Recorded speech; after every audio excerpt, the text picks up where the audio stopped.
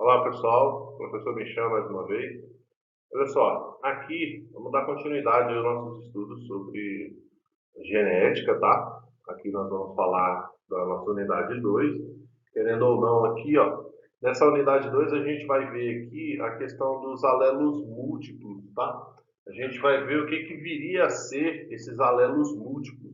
Que para todos os efeitos, alelo múltiplo é quando eu tenho cromossomos homólogos, né, que se completam, e esses cromossomos eles vão possuir nos seus espaços, né, na sua carga genética, alelos múltiplos, ou seja, vários pedaços de informações que juntos eles vão transmitir uma nova característica para esse indivíduo, tá? No decorrer dos slides a gente vai ver como isso acontece, tá? E querendo ou não vai facilitar muito para o entendimento de vocês, uma vez que a gente já falou da unidade 2, tá? Então vamos lá. Aqui nessa unidade 2 a gente vai ver como que ocorre a questão dos alelos letais, tá? Ou seja, o próprio material genético do indivíduo vai fazer com que ele morra, tá? Isso, querendo ou não, é um fato, tá? É uma das várias causas do que a gente chama de aborto espontâneo, tá? É uma das várias causas, tá? Não é só isso. E lá no finalzinho a gente também vai falar sobre o tipo sanguíneo, tá? Que querendo ou não, também é um dos temas que eu particularmente mais gosto, porque mostra como que o nosso corpo funciona, como o nosso corpo é, propriamente dito, tá? Então chega de conversa, né? Vamos lá. Então, olha só. Aqui, ó, nós temos uma informação bem prática. Olha só. Alelos letais. Os alelos letais nada mais são do que genes que matam, ou seja, o meu próprio material genético vai trazer a informação para que essa informação neutralize o desenvolvimento desse indivíduo, por considerar esse indivíduo que a gente chama de indivíduo não viável. Tá? Por que esse indivíduo é não viável? Ou seja, o material genético desse indivíduo é ruim. Ele é uma carga que não oferece, não traz muita variabilidade para esse indivíduo.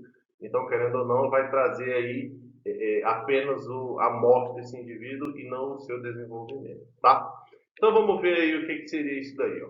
As mutações que ocorrem nos seres vivos são totalmente aleatórias, ou seja, sorte, tá, gente? É o tal do acaso, tá? Nada dentro da biologia, nada dentro da genética é exato, tá? Ou seja, existem as variáveis, beleza? E essas variáveis são chamadas de fatores aleatórios, ou seja, que vem do grego sorte, tá? Vamos lá. Às vezes surgem variabilidades genéticas que podem levar à morte do portador antes mesmo do seu nascimento, como eu já havia dito antes, ou caso ele venha a sobreviver, ele vai ter aí uma dificuldade na sua maturidade sexual, tá? Esses genes que conduzem à morte do portador são conhecidos como alelos ditos letais, tá? Vamos conhecer aqui um exemplo no caso das plantas, tá? Por exemplo, em uma espécie de planta onde existe o C dominante, então esse C dominante vai ser responsável pela coloração verde escura nas folhas, tá? Agora, o Czinho, né, que é o C recessivo, ele vai condicionar a ausência da coloração verde nas folhas, ou seja, essa folha vai ser incolor ou ela vai ser o que a gente chama de folha albina. Bem, qual é a probabilidade de uma planta albina sem pigmento produzir fotossíntese? Ou seja, nenhuma. Então, automaticamente ela vai morrer antes mesmo de começar a fase adulta, tá? Aqui, ó, estão lembrados desses quadros aqui, ó? Lembra daquele quadro de Punnett que a gente fez lá no outro vídeo, o cruzamento? E que aqui eram os resultados, lembra? Então é justamente isso aqui, ó.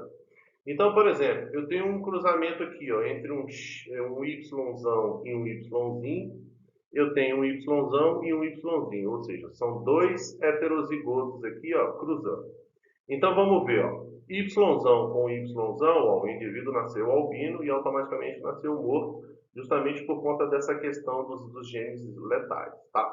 Agora, quando eu tenho a mistura, por exemplo, ó, Yzão com Yzinho, o indivíduo ele já é pardo e é um indivíduo viável, tá? Um indivíduo saudável. Aqui embaixo, ó, nós temos o Yzão e Yzinho de novo, o indivíduo pardo, tá? Esse é igual a esse daqui, ou seja, ambos são iguais, então eles vão sobreviver. E esse daqui, por ser Yzinho e Yzinho, ele é um indivíduo mais escuro e, querendo ou não, ele é um indivíduo mais viável também. Nesse caso aqui, olha só que curioso, nós temos o mesmo cruzamento. Só que a questão aqui é que ele já está trazendo o alelo letal. O que seria o alelo letal? Lembra que eu falei que são dois genes com informações diferentes? Então, esse gene aqui, ó, azão, com esse gene azão, eles estão trazendo o pigmento preto, né? Ou seja, azão, azão, e o indivíduo vai ser preto. Porém, esse azão, ele está vindo acompanhado de um alelo múltiplo aqui, ó, que seria o Yzinho. Então, já não é mais apenas o A, é o AYzinho, ou seja, é um alelo que está trazendo a informação da morte. No entanto, que quando eles se cruzam aqui, ó, vamos lá, esse com esse vai dar ó, azão, azão, preto, esse com esse vai dar azão, azão, Y. Esse indivíduo aqui não morreu porque só um dele está manifestando. Então, se é só um dele que está manifestando, então automaticamente ele não vai nascer morto. Professor, mas por que esse daqui não nasceu preto? Ele não nasceu preto por conta da mistura desse segundo alelo aqui. Esse indivíduo aqui também é a mesma coisa. Ó. Seria preto, mas por conta desse Y aqui em cima, ó, então ele nasceu diferenciado e não morreu por conta desse outro aqui que é ausente. Já nesse caso, ó, azão, azão, bem, deveria ser preto, não deveria? Deveria. Porém, no entanto, ó, tem um aparecimento do Yzinho nos dois. Então, esse Yzinho é o que a gente chama de alelo letal, e traz com que esse indivíduo, além dele ser numa pigmentação diferenciada, esse indivíduo ele venha a nascer morto, ele venha a morrer já na fase de desenvolvimento desse indivíduo. Tá? Aqui, ó, vamos ver isso daqui.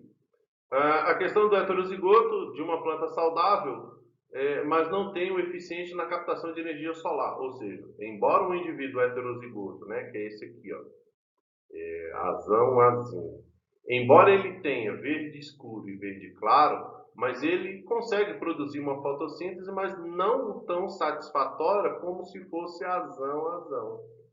Embora são indivíduos vegetais, mas esse daqui ele traz uma carga genética maior do que esse daqui. Então, automaticamente, esse cara aqui ele vai ter uma maior produção de fotossíntese do que esse outro aqui. Tá? Aí ele fala assim, ó. Assim, se cruzarmos duas plantas heterozigotas de uma folha verde clara, resultará na proporção 2 por 1. Como assim? Vamos ver aqui. Ó. Vamos cruzar aqui. Ó. Lembra lá daquele quadro de cruzamento? Então, olha só.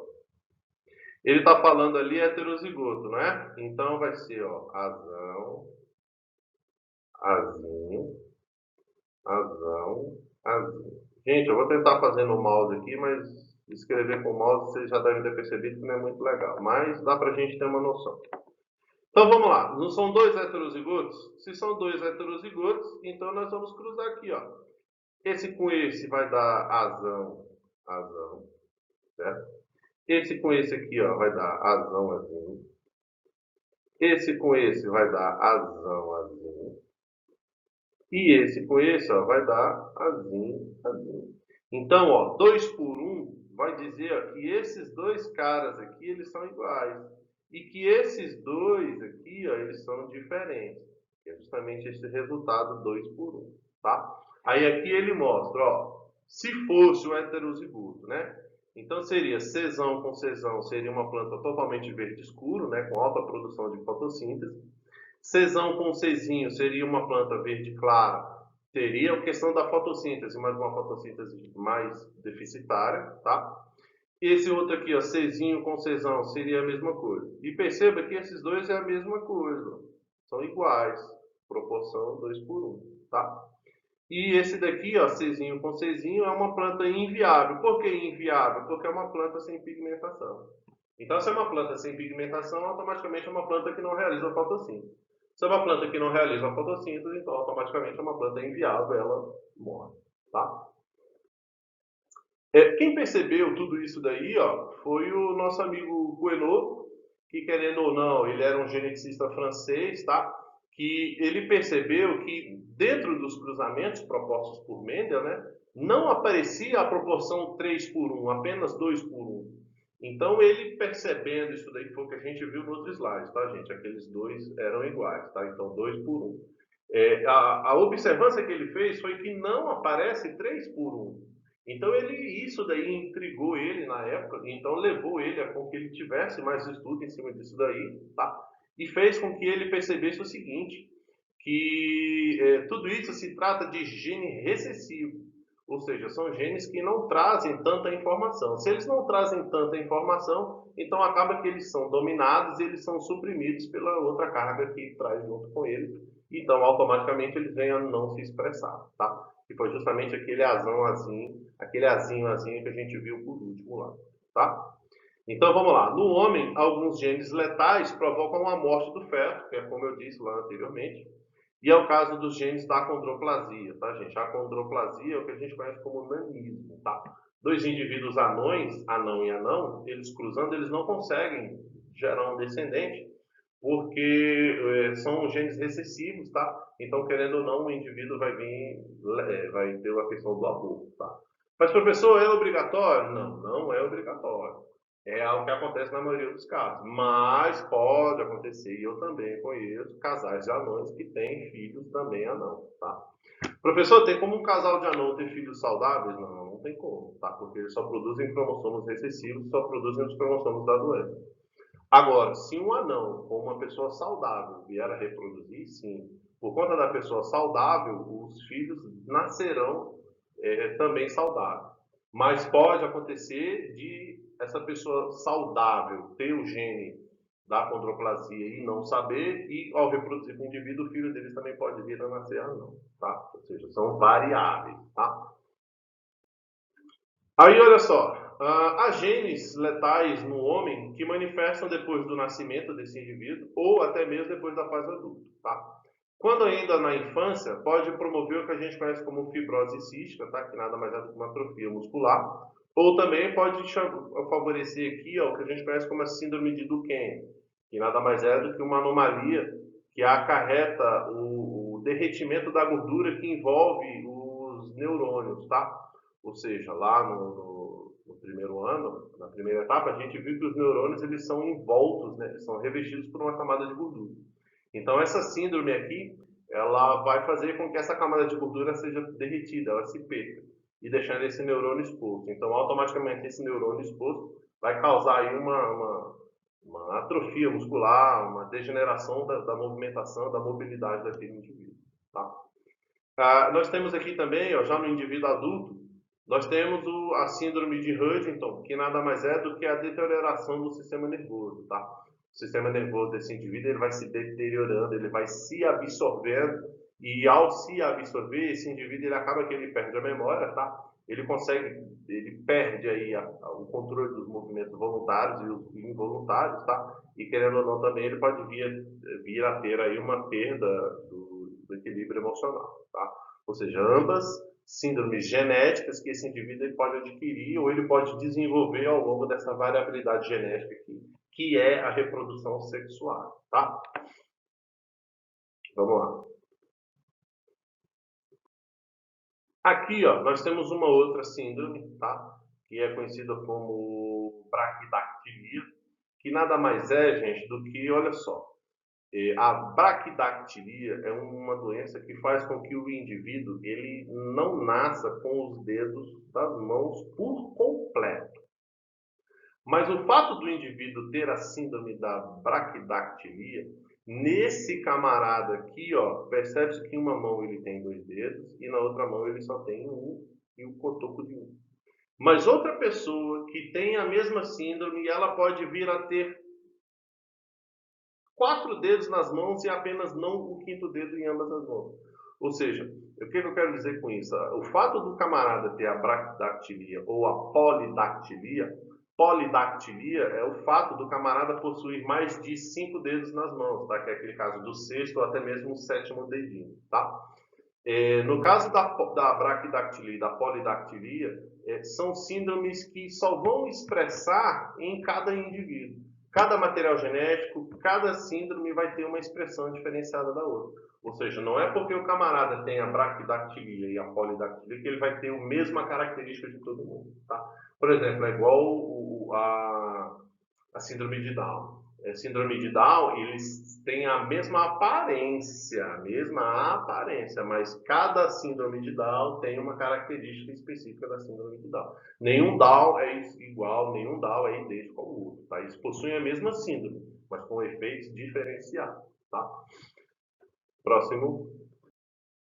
Aqui, ó.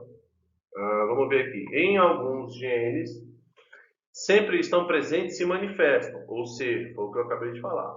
Embora esse indivíduo tenha isso daí, ele pode aparecer de forma diferenciada, tá? Não é obrigatório ele aparecer de um jeito ou ele aparecer de um jeito. Ele vai aparecer, mas não igual daquele fulano ou daquele outro ciclano. Cada um vai aparecer de forma diferenciada, tá? Aí dizemos assim, ó, quando ele não aparece, ou quando ele aparece, a gente diz que ele é altamente penetrante, tá? Ou seja, ele se expressa muito fortemente. Em outros que a penetrância ela é incompleta, ou seja, ela não tem essa mesma expressividade que tem em outros, a gente chama que esse portador, ele traz aí, ó, o que a gente chama de material correspondente, tá? Ou seja, ele não traz a mesma informação que o outro lá também traz, certo? Observe que o conceito de penetrância está relacionado à expressividade do gene em um conjunto de indivíduos. Foi o que eu disse lá na brachdactilia. Não é porque o camarada tem a brachdactilia que ele vai ser igual a todo mundo. Ou seja, ele tem, cada síndrome tem uma característica específica, tá? Por isso que ele fala aqui, ó, da penetrância completa ou da penetrância incompleta, tá? Sendo apresentado em termos percentuais. Assim, por exemplo, podemos falar que a penetrância do gene da doença de Huntington é de 100%, o que quer dizer que 100% dos portadores que têm esse gene, eles vão expressar um fenótipo correspondente à doença, mas não igual a todos, tá? Esse texto aqui, ele fala a mesma coisa, tá? Então, vamos lá. Aqui a gente volta nas questões de Mendel, tá? Essa questão da probabilidade, todas aquelas informações lá, de como ele estava certo com relação a esses cruzamentos que ele veio desenvolvendo ao longo do tempo, tá? Então ele fala assim, noções de probabilidade ou genética. Acredita-se que um dos motivos de as ideias de Mendel permanecerem incompreendidas durante 3 décadas, ou seja, durante 30 anos, foi porque elas continham muito conceito de matemática. E de fato, gente, querendo ou não, a genética, por ser uma ciência dentro da biologia, ela envolve muita matemática, porque ela trabalha muito aquela questão da probabilidade, muita questão de fração, tá? Ou seja, mesmo ela trabalhando com essa questão de probabilidade, com essa questão de fração, ela tem essas variáveis que, querendo ou não, esse indivíduo ele pode vir a desenvolver características diferenciadas, tanto de um quanto para outro indivíduo, tá? Vamos ver aqui, ó, princípios básicos de probabilidade. A probabilidade é a chance de um evento ocorrer, tá? Entre 2 ou mais eventos possíveis. Por exemplo, ao lançarmos uma moeda, qual a chance dela cair com a face cara voltada para cima? Tá. E qual é aí em um baralho, qual a chance de num baralho de 52 cartas eu socar uma carta com naipe de ouro? Ou seja, são probabilidades. Então, em se tratando de probabilidade, de cruzamento genético, a gente tem toda essa questão matemática da coisa, tá? Aí, ó, nós temos aqui, ó, vamos começar a falar mais ou menos um pouco de conceito de probabilidade, para a gente cair em 2 regrinhas lá na frente, que é a regra do E e a regra do OU, que querendo ou não tem muito a ver com isso daqui, tá? Vamos ver mais ou menos aqui embaixo. Vamos falar o que seria probabilidade. Eventos como obter cara ao lançar uma moeda, sortear um ás de ouro em um baralho, ou obter a face de 6 ao jogar um dado, são eventos aleatórios que vêm do latim alea, que significa sorte. Então, ou seja, fatores aleatórios, eles nada mais vão envolver do que sorte, tá? Porque cada um deles tem a mesma chance de ocorrer em relação aos respectivos eventos alternativos. Traduzindo, a probabilidade de dar um ou outro é a mesma probabilidade de dar qualquer outra variável, tá? Ou seja, sorte. Veja um quadro de probabilidade. Primeira observação aqui, ó. A probabilidade de sortear uma carta de espada num baralho de 52 cartas é de 1 para 4. Ou seja, eu preciso sacar 4 cartas para que uma dessas 4 seja espada. Beleza? Qual a probabilidade de sacar um rei qualquer, né, num baralho de 52 cartas? Bem, para eu tirar um rei dentro de um baralho de 52 cartas, eu preciso sacar 13 cartas para que uma dessas 13 seja pelo menos um rei de qualquer naipe, tá? outro conceito de probabilidade, qual a chance de sortear um rei de espadas no baralho de 52 cartas? Bem, se só tem uma carta de rei de espada, então eu vou precisar tirar 52 cartas para que dessas 52, uma seja a que eu estou querendo. Tá? Ou seja, então assim, são eventos aleatórios que, querendo ou não, envolvem nada mais do que nada menos sorte. Tá? Então ele fala um negócio bem prático aqui, ó. A formação de um determinado tipo de gameta ou de um outro alelo, de um par de genes homólogos, também é um evento aleatório, ou seja, sorte. O indivíduo heterozigoto tem a mesma probabilidade de formar gametas portadores do alelo A dominante, que para formar os alelos Azinho, né, o recessivo, é de 1 para 2 ou de metade. Vamos traduzir isso daqui? Olha só, vamos fazer esse cruzamento aqui, ó. Lembra lá do nosso quadro de cruzamento? Pois é, vamos fazer ele aqui, ó. Ele diz aqui, ó, um cruzamento de heterozigoto. Bem, se é heterozigoto, ó, Azão, Azinho, não é isso? E Azão, Azinho. Então vamos ver aqui, ó. Esse com esse vai dar Azão, Azão, não é isso? Esse com aquele aqui vai dar Azão, Azinho. Esse com esse vai dar Azão, Azinho. E esse com esse vai dar Azinho, Azinho. Gente, fazer isso daqui com o mouse é dureza, hein? Olha só, percebam que Azão, Azinho, Azão, Azinho, ou seja, heterozigoto. Então, um cruzamento entre heterozigotos e tem metade, ou seja, 50% deles nascerem também heterozigotos. Certo? Aqui embaixo, ó, eventos independentes. Gente, esse texto aqui ele é curioso, tá? Presta atenção nele. Olha só o que esse texto diz. Quando a ocorrência de um evento não afeta a probabilidade da ocorrência do outro, falamos que esses eventos eles são independentes um do outro, tá? Não é obrigatório um, nem é obrigatório o outro, ele simplesmente acontece. Por exemplo, ao lançar várias moedas ao mesmo tempo, ou uma mesma moeda várias vezes consecutivas, um resultado não interfere no outro, certo? Por isso, cada resultado é chamado de resultado independente do outro, tá? Da mesma maneira, o nascimento de uma criança com um determinado fenótipo é um evento independente, ou seja, em cada nascimento de outros filhos, o mesmo casal, por exemplo, vamos traduzir isso aqui. Se um casal tiver 4 filhos, esses 4 filhos eles são 4 gerações diferentes. E eles não têm nenhuma obrigatoriedade de parecer um com o outro ou de serem iguais. Lembrando que é uma reprodução sexuada e essa reprodução sexuada ela tende a promover indivíduos diferentes. Se ela promove indivíduos iguais, ela não é uma reprodução sexuada, é uma reprodução assexuada. Tá? E aí ele fala aqui, ó, por exemplo, imagine um casal que já tenha 2 filhos homens. Qual a probabilidade de uma terceira criança nascer do sexo feminino? Bem, nenhuma. A probabilidade dela vai ser a mesma probabilidade de nascer outro menino, ou seja, 50-50. Não é o fato deles já terem 2 meninos que a terceira obrigatoriamente é uma menina. Ou que 3 meninos e o quarto seja obrigatoriamente uma menina. Não. Cada gestação, cada indivíduo é uma probabilidade igual, 50-50. Então não tem uma regra ali para ser exercida. Tá? Uma vez que a formação de cada filho, aqui embaixo, ó, continuando aqui, ó. Uma vez que a formação de cada filho é um evento independente, ou seja, a chance de nascer uma menina é a mesma chance de nascer um menino ou um homem, tá? Ou seja, é metade, 50%. Aí aqui a gente tem a fotinha desses boot aqui, que é pra gente, né, limpar as vistas aí desse texto. Então vamos lá, próximo. Aqui, ó, regra do E. Vamos ver como é que funciona isso daqui. A regra do E, gente, é uma regra de alternância. Ou seja, por que eu digo de alternância? Porque ela diz qual a probabilidade de acontecer isso e isso. Ou seja, ela é uma regra que ela soma a questão das probabilidades, da questão do resultado disso daí.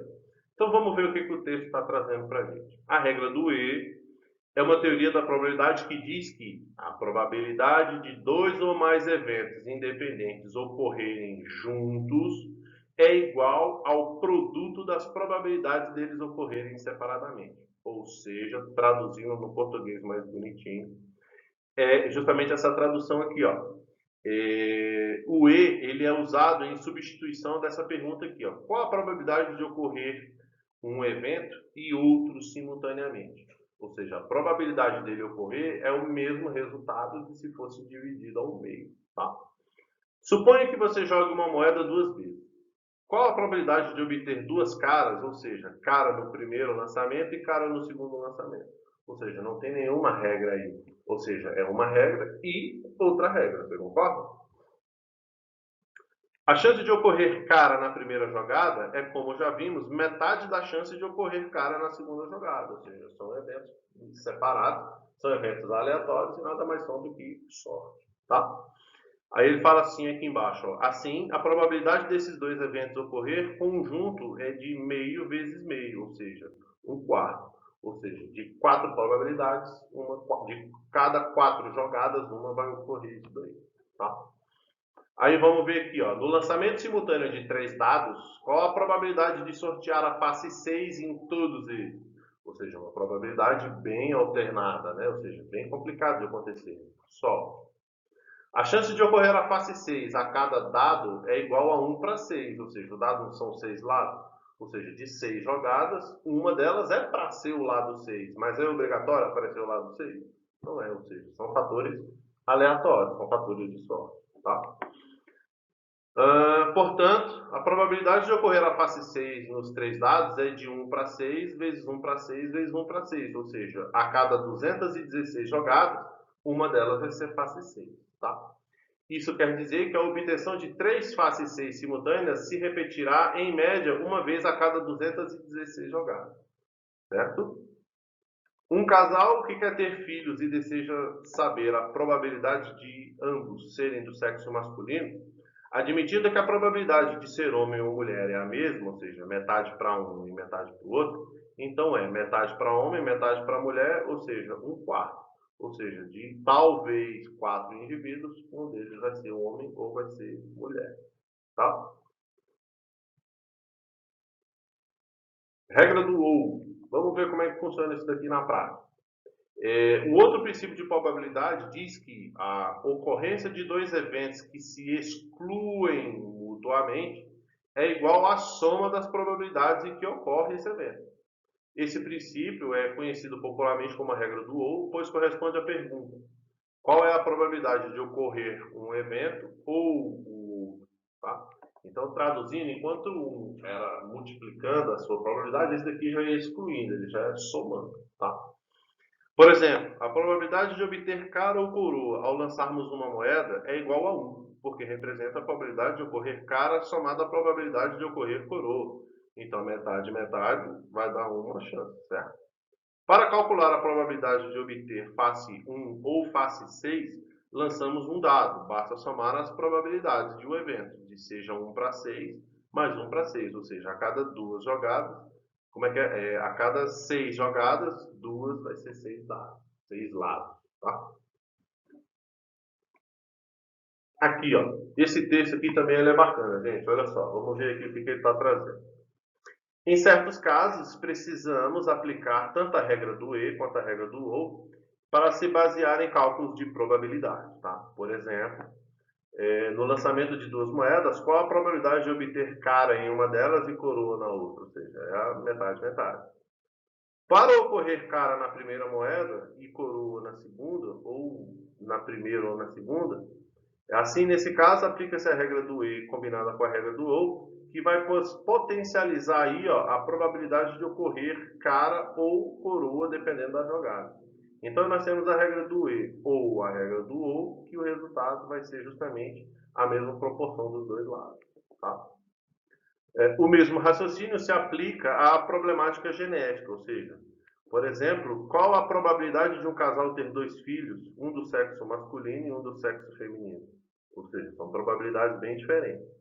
Como já vimos, a probabilidade de uma criança ser do sexo masculino é metade de ser do sexo feminino, também é de metade. Há duas maneiras de um casal Há duas maneiras de um casal ter um menino e uma menina. O primeiro filho ser menino e a regra do segundo filho ser uma menina. Aí vem a somatória do E e do OU, que vai dar a probabilidade que vai ser de um quarto, ou seja, de 2, a cada 4 filhos, 2 vão ser meninos, ou para cada 2 filhos, um vai ser menino ou vai ser menina, tá? Nesse caso aqui, gente, nessa foto, nós temos 2 meninas e 2 meninos. A gente não pode afirmar que eles são irmãos, porque a gente não tem nenhum dado aí que está dizendo que eles são irmãos, tá? Mas suponhamos que essas meninas sejam irmãs gêmeas mais velhas e que esses meninos sejam irmãos gêmeos mais novos, então eles se encaixam perfeitamente nessa distributiva dessa regra do E e do O, certo? Alelos múltiplos na determinação de um caráter. Por exemplo, como sabemos, os alelos são o que atuam na determinação de um mesmo caráter, estão presentes no mesmo loco. Lembrando que lá na aula da primeira unidade, a gente falou da distribuição dos espaços do cromossomo, dos genes, do gene in loco, tá? Então, você precisa ter isso aí fresco na cabeça.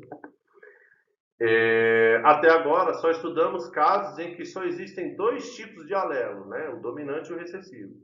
Mas existem o que a gente chama de múltiplos alelos, ou polialelia, ou seja, além de possuírem 2 alelos que vão trazer essa informação, pode conter material genético também, que ele pode trazer de 2, 3 ou 4 tipos de material de alelos diferentes, e esses 3 ou 4 tipos de alelos, eles vão trazer várias informações diferentes que vão resultar no aparecimento de novas características dentro desses indivíduos aí, tá? Aqui, ó, no caso dos coelhos, tá? Vamos ver como é que funciona isso daqui, ó.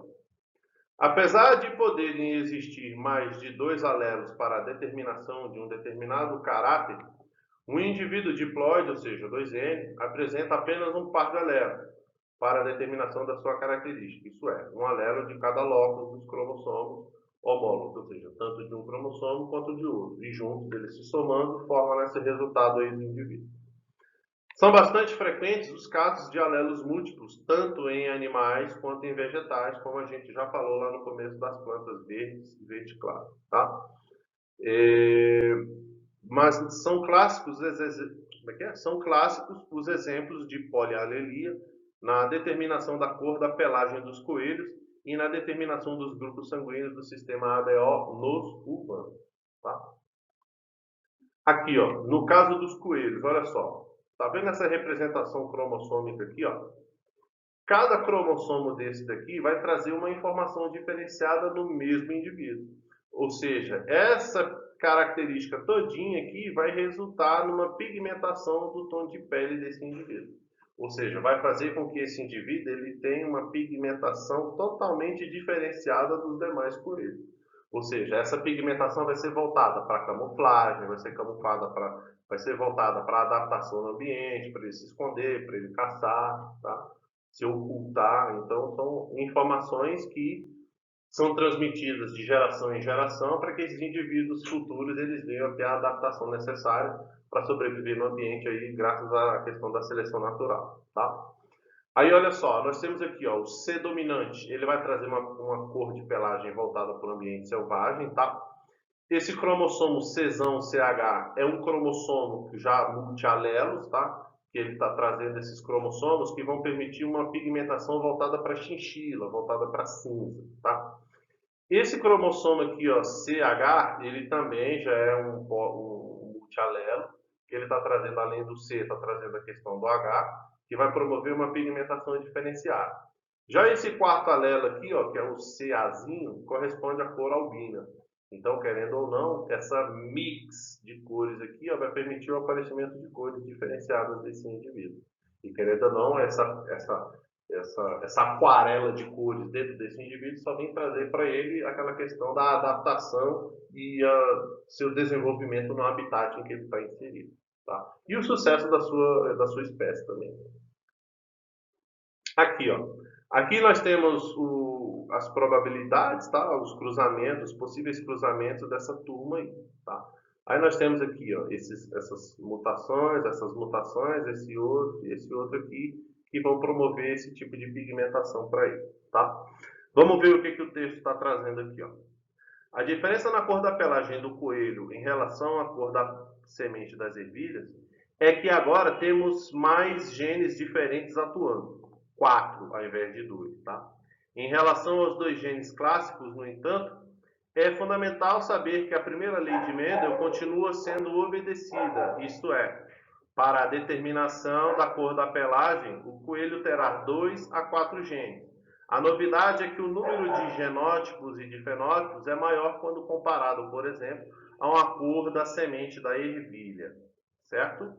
E aqui, para finalizar, ó, o surgimento dos alelos múltiplos vai promover o que a gente conhece como polialelia, deve-se a uma das propriedades do material genético, que é de sofrer mutações. Assim, acredita-se que ao partir do gene C, que é o agouti, e as suas variações, esse erro de mutação pode vir a duplicar o DNA desse indivíduo, favorecendo aí o que apareça as variações de tom. E essas variações de tom vão favorecer aí a possibilidade da oportunidade da adaptação do ambiente e da seleção natural desse indivíduo. Ou seja, graças ao próprio material genético e à adaptação que esse material genético vai ter, chamado de mutação, graças a essas mutações vão promover aí a variabilidade genética desse indivíduo, e essa variabilidade genética vai permitir com que esses indivíduos tenham novas adaptações e novas características para sobreviver no ambiente. Tá? Próximo. Aqui, ó, a gente vai falar sobre tipagem sanguínea, tá? Que, querendo ou não, é uma das áreas dentro da biologia que eu também gosto, que eu me interesso muito, porque ela é muito curiosa. Deixa eu falar um pouco de história para vocês, do que viria a ser isso daí, tá? Isso daí surgiu nas guerras, tá, gente? Nos primeiros cientistas, nos primeiros estudantes e entusiastas da medicina, tá? Que na Idade Antiga acreditava-se na criação, né, de que todos eram baseados na criação divina. Então acreditava-se que todos os indivíduos eram iguais, né? Então, se todos os indivíduos eram iguais, o sangue de ambos era igual, era idêntico, né?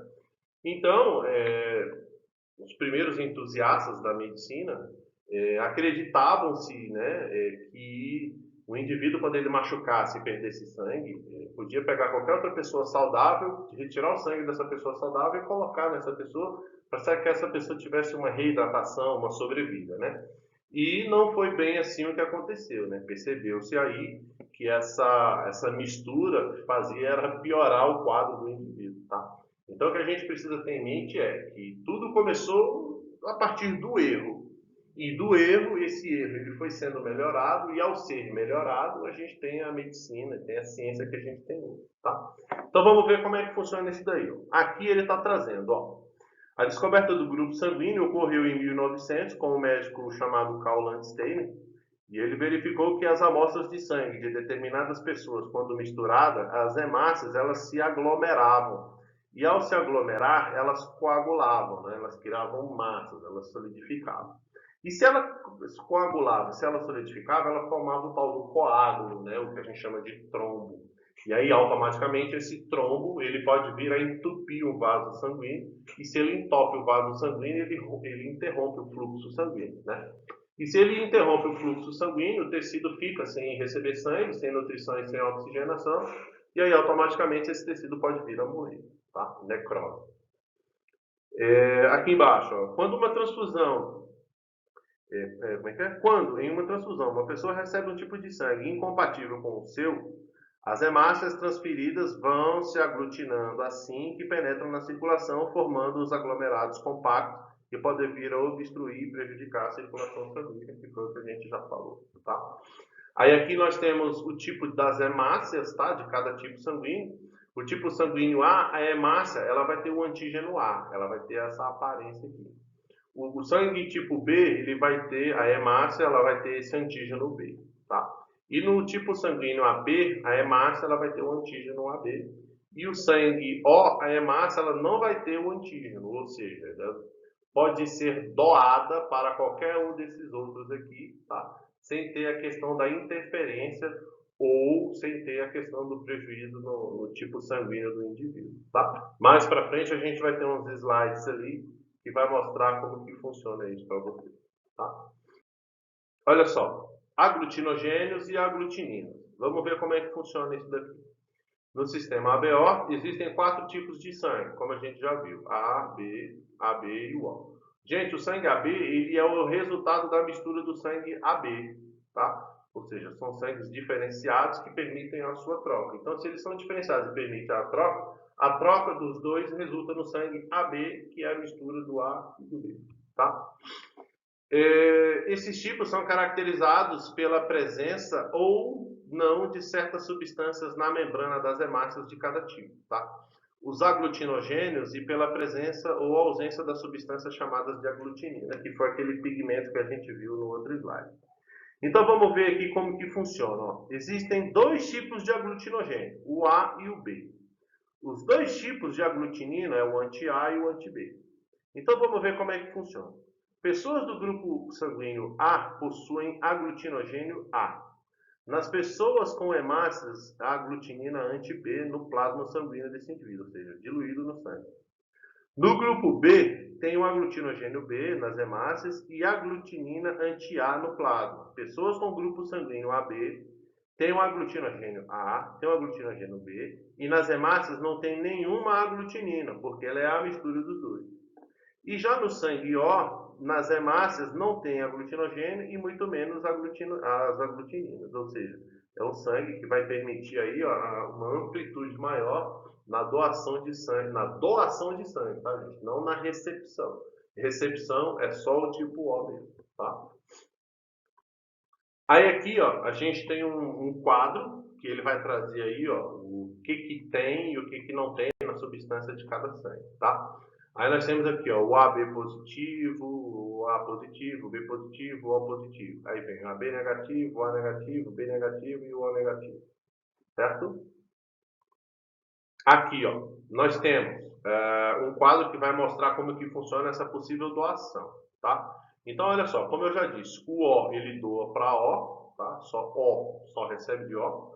Porém, no entanto, o O ele é o doador universal, tá? Olha aqui, a seta está apontando para os três, tá? No caso do A, doa para A e doa para AB. O AB doa para A, B e AB, certo? O B doa para B e o B doa para AB, certo? Aí, olha só, aqui nós temos as informações dos genótipos de cada sangue, tá? Aqui, ó, nós temos o genótipo do tipo sanguíneo A, nós temos o genótipo do tipo sanguíneo B, nós temos o genótipo do tipo sanguíneo AB e nós temos o genótipo do tipo sanguíneo O. Então, olha só aqui, ó. Deixa eu fazer uma separação aqui, ó, do A e do B. Deixa eu pintar de vermelho aqui, ó, e fica mais fácil para a gente. Esquece esse O aqui, tá? Você só precisa ter o IA e AIzinho em mente. Aí você precisa saber do IB, IB e do IBIzinho. E aqui do IA, IB, como eu disse, é a mistura dos dois. E o Izinho, Izinho, que é o sangue O. Gente, esses IA e A aqui, ó, são os cromossomos que vão determinar o tipo sanguíneo desse sangue, tá? Então, esse tipo sanguíneo ele pode aparecer como homozigoto dominante, IA e A, ou ele pode aparecer como heterozigoto, IAI, certo? Ele pode aparecer como homozigoto dominante, IB, ou ele pode aparecer como heterozigoto, IBI. Nesse caso aqui, ó, do IA e B, ele é apenas dominante, tanto para A quanto para B, tá? Ele não possui carga recessiva. Diferentemente do sangue O, que o sangue O ele vai ter aqui apenas e somente carga recessiva. Então vamos ver aqui, ó, como é que funciona mais ou menos a soma desses dois caras aqui, olha só. Eu vou fazer um cruzamento aqui, ó, rapidinho. Vamos ver se vocês vão conseguir me acompanhar. Deixa eu pegar aqui, ó, esse IAIzinho aqui, ó. Vamos colocar aqui, ó. IAIzinho, certo? IAIzinho. Dá para ter em mente aí, né, gente? Eu peguei isso aqui, ó. Vamos ver aqui como que seria, ó. Esse com esse vai dar IA. Opa, fazer isso aqui no 9 é dureza. Ó, IA. Perceba que esse IA, ele veio homozigoto dominante, ó, tanto pelo I quanto pelo A. Então, ele deu esse aqui, ó, certo? Esse com esse, ó, vai dar IA Izinho. Ou seja, o mesmo desse e o mesmo desse. Esse com esse, a mesma coisa. IA, Izinho. Ó, perceba que esses dois são iguais. Lembra daquela regra 2 por 1 que a gente falou lá atrás? Ou seja, heterozigotos formando regra 2 por 1, tá? E aqui, ó, izinho, izinho, ó, izinho, izinho, sangue O. Ou seja, heterozigotos para sangue A, eles têm aqui, ó, 25% de terem filhos com sangue O, certo?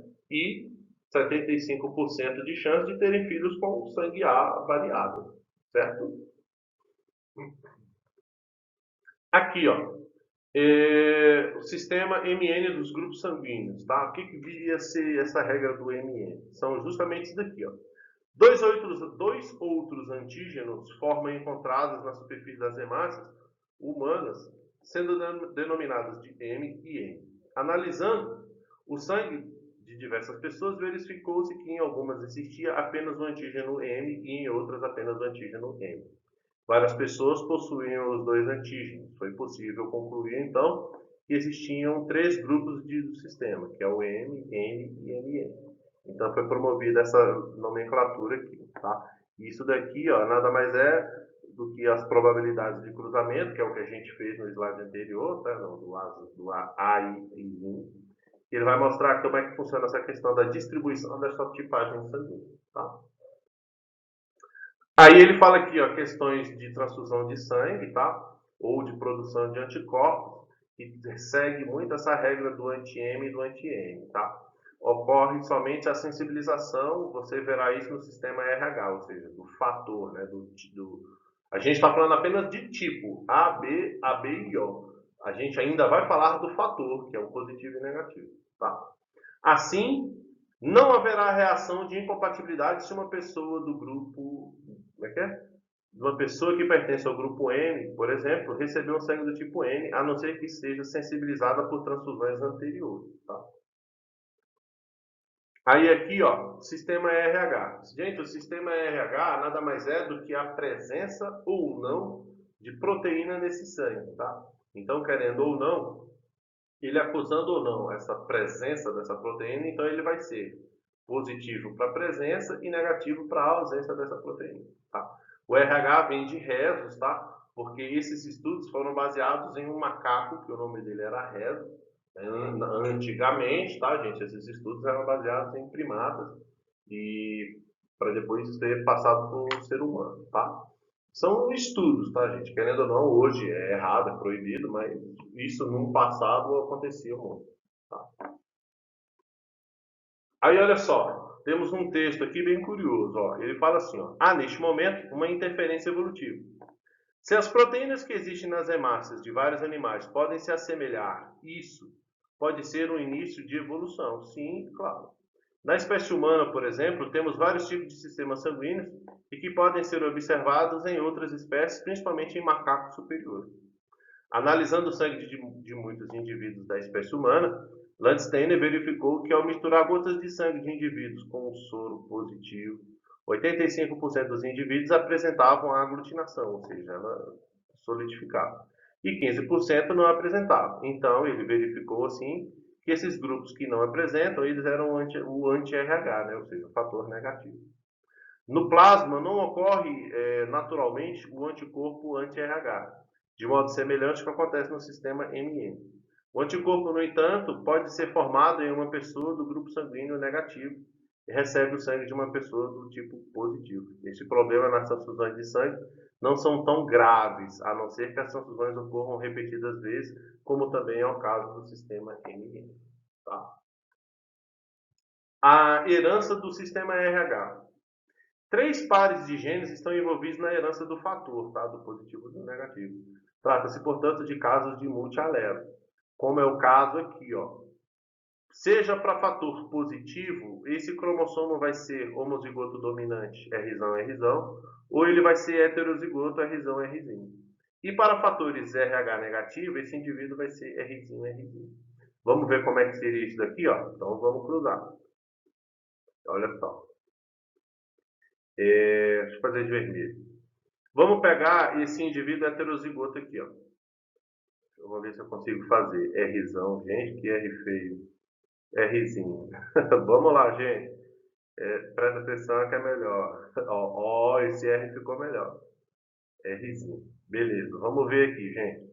Rzão com Rzão, ó. Rzão. Ó, tá indo.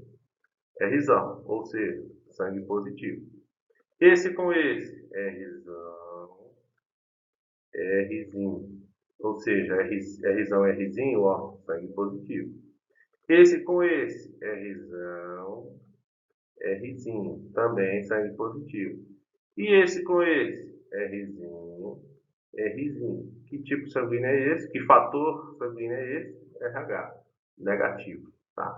Então, querendo ou não, esse cruzamento aqui, vocês vão precisar ter ele na cabeça, em mente, para poder resolver os nossos probleminhas, tá? Próximo. Aí aqui, ó, nós temos a doença hemolítica, tá? E do recém-nascido, que são crianças que têm problema no sangue, tá? E querendo ou não, nós temos a figura da eritroblastose fetal, que é quando a mãe tem um sangue positivo e o bebê negativo ou vice-versa, tá? Querendo ou não, aí vai promover aí o aparecimento dessa condição e que, querendo ou não, ela só é prejudicial no segundo filho, tá? No primeiro filho nem tanto, até porque hoje nós já temos os tratamentos, tá? Então, hoje está mais fácil. Aqui, ó, nós temos uma exemplificação, tá? Essa mulher, ela é negativa e ela engravidou e o bebê, ele tem um tipo sanguíneo positivo, tá? E querendo ou não, existe uma transição do sangue materno-feto, né, feto-materno, que aí o sangue negativo entra no indivíduo positivo e o positivo volta para o sangue negativo da mãe. Ou seja, esse conflito aqui desenvolve o que a gente chama de eritroblastose fetal, que já matou muita criança no passado, tá? Hoje nem tanto. Hoje, nós, como eu já disse, nós temos os tratamentos aí que podem vir a ajudar no desenvolvimento. Não é prejudicial, não tanto na primeira gestação, e sim na segunda. Mas aí, como eu disse, tem os tratamentos que podem vir a ajudar isso aí, tá? Após o nascimento da criança, ela torna-se profilática, injetando na mãe o RH negativo, contendo o soro anti-RH do indivíduo. E aqui ele só está mostrando mesmo o resultado depois dessa troca lá do sangue do bebê com a mãe, tá? E aqui, ó, nós temos aqui o nosso exercício, tá? Eu vou pedir para você pausar o vídeo, tá? Nessa que você pausar o vídeo, você vai tentar responder essas duas questões e na volta a gente corrige, tá? Pausa aí. Bem, eu imagino que você tenha pausado o vídeo, que você tenha tentado fazer, né? Então vamos lá, vamos fazer aqui nós dois. Então olha só, número 1, acondroplasia é uma doença genética que afeta diretamente a ossificação, né, e a baixa estatura dos membros encurtados. Essa doença, por não causar a morte antes da idade reprodutiva, é considerada causada por alelos recessivos, tá? Isso aí a gente já falou lá no segundo slide da nossa aula. Segundo, em algumas espécies de roedores, o padrão da pelagem malhada ou uniforme é condicionado por um par de genes autossômicos, não codominantes. Se dois indivíduos malhados forem cruzados, a prole obtida será composta por indivíduos de pelagem malhada e uniforme na proporção 2:1. Considere as afirmações abaixo. Um gene que determina a pelagem malhada, ela é dominante. Um dos, como é que é? Um dos dois alelos é letal em homozigose. Ele não falou nada disso. 3. Se os indivíduos de pelagem uniforme forem cruzados, toda a prole será constituída de indivíduos de pelagem uniforme, de fato. Então, a alternativa certa aqui é 1 e 3, então é a letra E, somente as alternativas 1 e 3. Beleza, gente? Então, eu espero que vocês tenham aprendido. Como eu disse, ia ser uma aula longa, tá? Mas não impossível da gente entender. Qualquer dúvida, você recaptura o vídeo, você reassista lá o vídeo, tá? Para não ficar nenhuma brecha aí na sua cabeça, certo? Qualquer dúvida, você pode pesquisar no YouTube aulas separadas sobre cada tema, tá? Para fortalecer e evidenciar o que ficou a sua dúvida. Beleza, gente? Então, um abraço e até a próxima.